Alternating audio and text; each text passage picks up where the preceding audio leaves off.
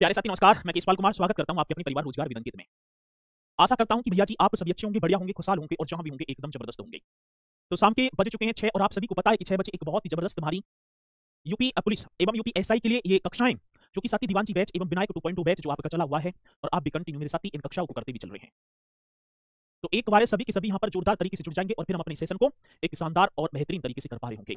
विराग यादव जी हमारे साथ जुड़ते हुए, काजल जोशी, कामना शर्मा, सूरज, संजना चौधरी, ठाकुर विष्णु सिंह खंगार, राम राम राम राम, उपेंद्र कुमार जी, अनंत यादव तो सभी देख पाऊं, अभी जी, जय हिंद सर, काजल, अभिषेक यादव तो सभी के सभी मेरे साथ यहाँ पर मेरे साथ जुड़ चुके हैं। आज की बात होगी तो भैया जी उत्तर प्रदेश के इतिहास की, और उस इतिहास की मैं बात करूं जिसकी स्टार्टिंग मैंने कर दी, उसी इतिहास की बात कर पा रहा हूं अपने उत्तर प्रदेश की, जिसका इतिहास देखा जाए तो मेरे साथी भारत के इतिहास के साथ साथ चला रहा है। कहीं भी कोई भी पूरा स्थल खोजा गया हो तो अपने उत्तर प्रदेश में भी मेरे साथी वो पूरा स्थल हमें मिले हैं। तो चलते हैं आज भैया जी, मैंने कल नवपाषाण कालीन स्थल तक आपको लिखा दिए थे ना, हेडिंग डलवाई थी नवपाषाण कालीन स्थल। देखो पुरापाषाण काल के लिखवाए, मध्य पाषाण काल और सती एक और काल आया था जिसका नाम था नवपाषाण काल। ठीक है, तो आप हेडिंग डाल देंगे तीसरे काल की बात होगी और साथी जिसका नाम होगा नवपाषाण काल। जी सर जी, ये और कर देना, बड़ा सुंदर क्वेश्चन ठीक है बनेगा और आप बताएंगे भी नवपाषाण काल।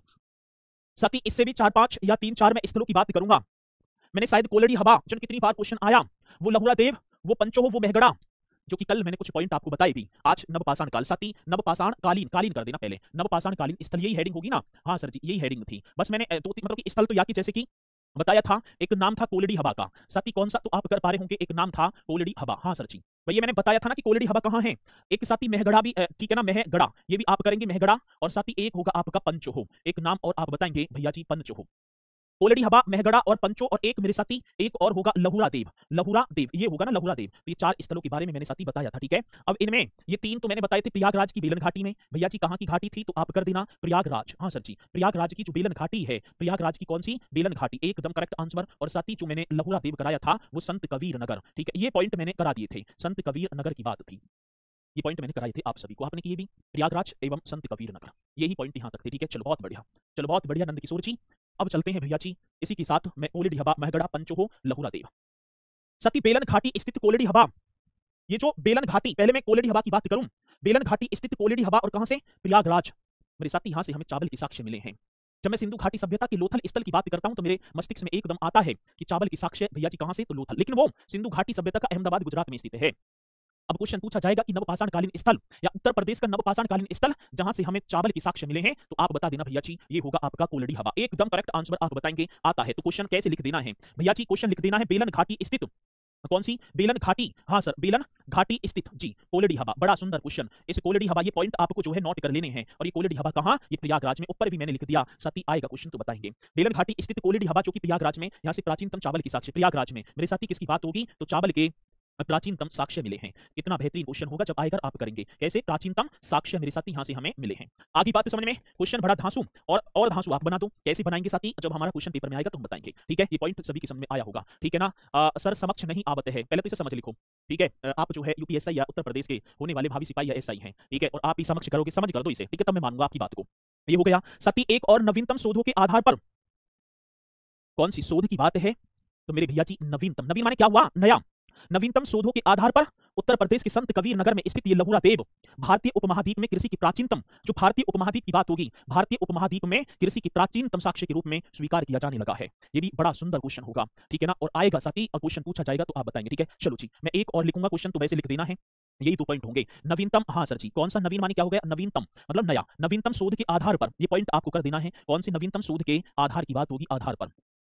ठीक है, 42 भाषण में नवीनतम शोध के आधार पर लहुरा देव को, ये जो कहां है लहुरा देव, आप बताएंगे संत कबीर नगर में, लहुरा देव को भारतीय उपमहाद्वीप में, कौन से उपमहाद्वीप की बात है तो आप लिख देना भारतीय उपमहाद्वीप में। जी सर जी, भारतीय उपमहाद्वीप में कृषि की प्राचीनतम, इसकी बात है तो साथी कृषि के प्राचीनतम, मतलब कि जो कृषि की जो प्राचीन जो अवशेष वगैरह जो हमें मिले हैं, स्थल प्राचीनतम स्थल के रूप में, प्राचीनतम स्थल के रूप में स्वीकार किया जाने लगा है। ये पॉइंट आपको लिख देना, स्वीकार किया जाने लगा है, किया जाने लगा है, ये कर देना है। और साथ ही एक और बात है, यहाँ पर चावल की भूसी वगैरह भी मिली है, यहाँ मतलब कि 9000 से 8000 ईसा पूर्व में धान की खेती के साक्ष्य मिले थे हमें, यहाँ भी हमें किसके, धान की खेती के साक्ष्य, तो ये पॉइंट आपको लिख देना यहाँ। हाँ सर जी, यहाँ की बात होगी तो साथी 9000 से 8000। अब कुछ कहेंगे भैया जी पहले आपने 9 लिखा फिर 8 ही, बीसी V4 क्राइस्ट मतलब ईसा मसीह के जन्म से पहले, ईसा जो बीसी का मतलब होता है, मतलब कि ईसा पूर्व ऐसे लिख देते हैं ना हम, एक तो लिखते हैं भैया जी ईसा पूर्व और एक हम लिखते हैं ईसवी। ठीक है, अब देखो यहाँ बात होगी प्रथम शताब्दी की, यहाँ हो गया ईसा मसीह का जन्म, ठीक है ना, किसका तो आप बताएंगे ईसा जो मसीह है ये हो गया ईसा मसीह। अब इसके जन्म से पहले हम बीसी और बीसी चलेगा जैसे 98, 97, 96 उल्टा, और ईसवी इसके जन्म के बाद ईसवी, अब यहाँ सीधा होगा 98, 99, 100। तो आगे बात समझ में ना। तो ईसा मतलब कि ईसा पूर्व की बात करेंगे तो घटता हुआ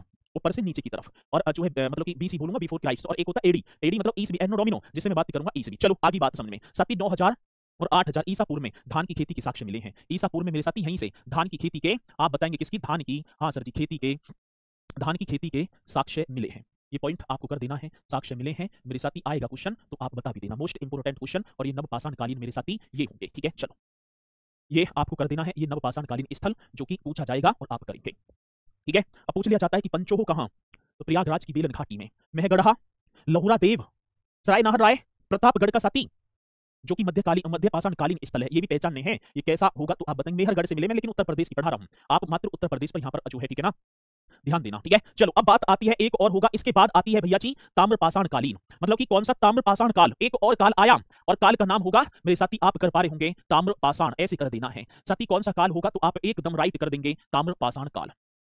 अब भैया जी बात किसकी होगी, ताम्रपाषाण काल की बात होगी, एकदम बेहतरीन क्वेश्चन, ठीक है। बात किसकी है, ताम्रपाषाण।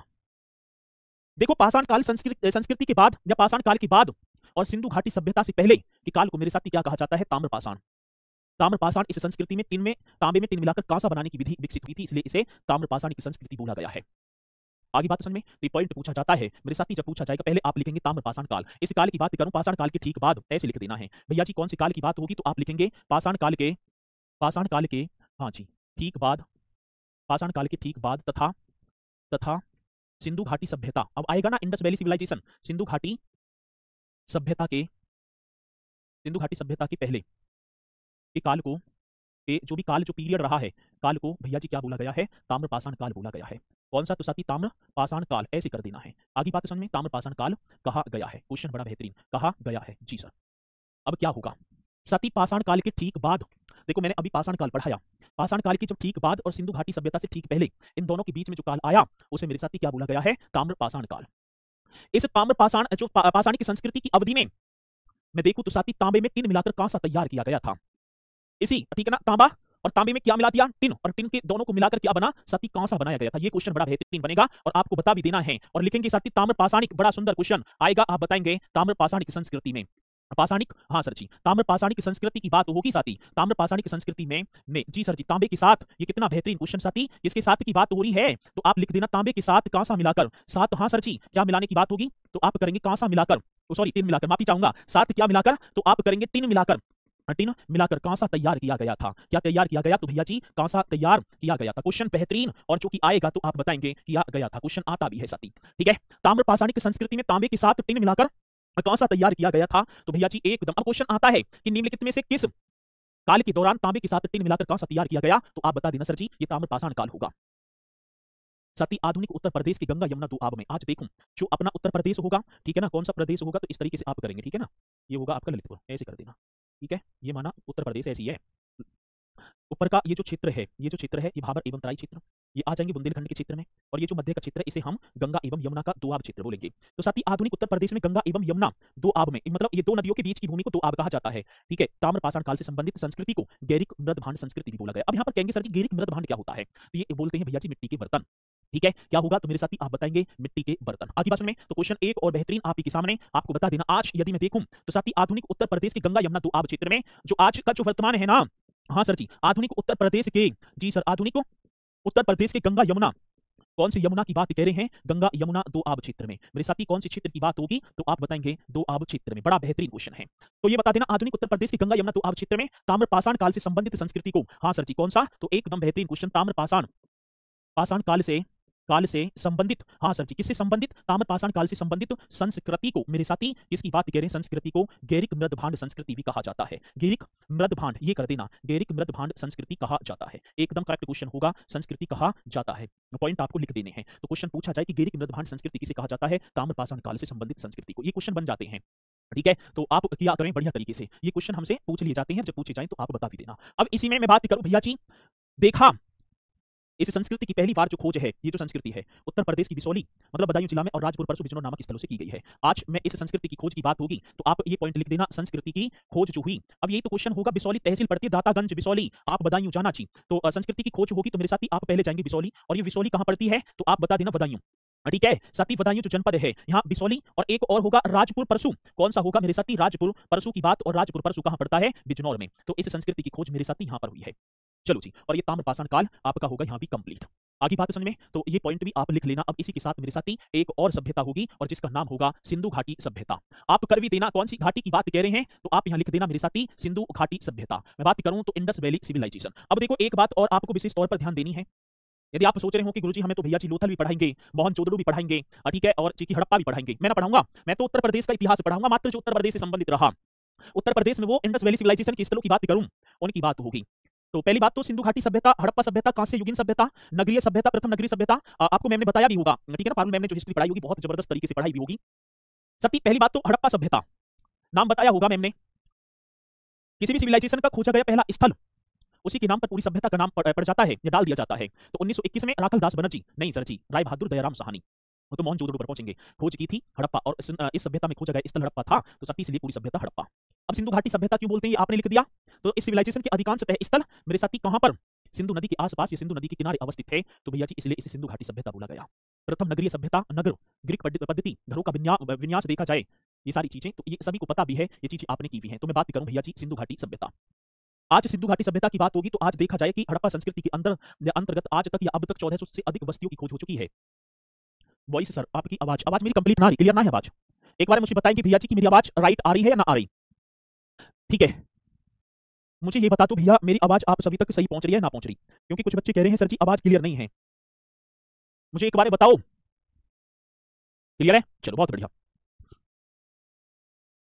मेरी आवाज क्लियर है ना? क्लियर है ना? है आ रही है, स्लो थी, वॉइस क्लियर है, राइट है भाई, राइट है, राइट। चलो अब बात होगी भैया जी एक सिंधु घाटी सभ्यता में एक खोजा गया